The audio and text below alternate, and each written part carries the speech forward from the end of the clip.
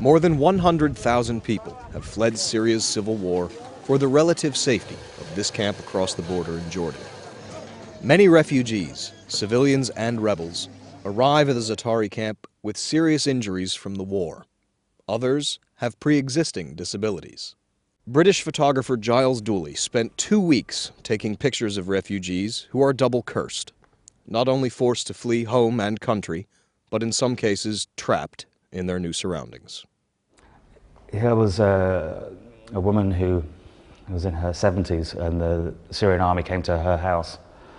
They were looking for one of her sons, and they found the family hiding in a cellar, and she was pushed over and broke her hip.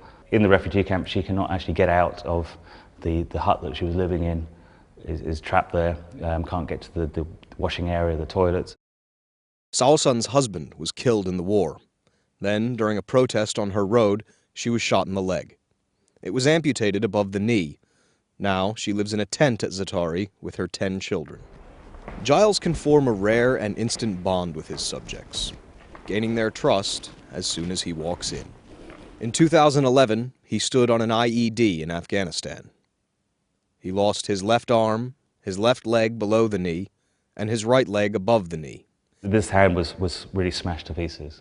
His right hand was crushed and had to be rebuilt with dozens of small steel plates.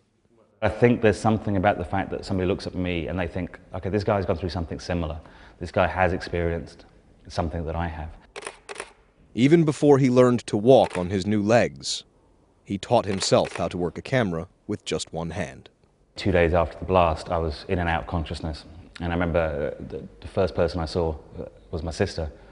And the only words I said to her at that point was, "I'm still a photographer."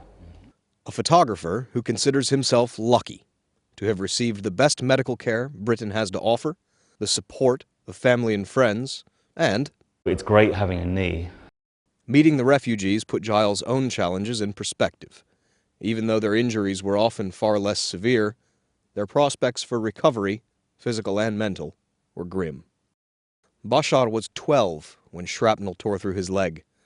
He lives now in a rented apartment in Jordan, and he's getting treatment, thanks to the charity Handicap International, but the apartment is on the 5th floor, and there's no elevator.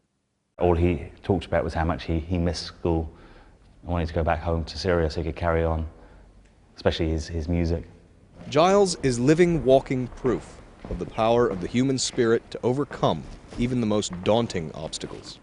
With his pictures of the refugees, he hopes to show that for thousands of victims of Syria's civil war, children, women, civilians, there is hope against the odds, but there's not nearly enough help. I'm not sure whether one side should be backed or not. Everyone talks about the red line being crossed with chemical weapons, but in the middle of that are civilians, everyday people who are caught up in it, and we seem to have forgotten them to a certain extent. Tucker Reels, CBSNews.com in London.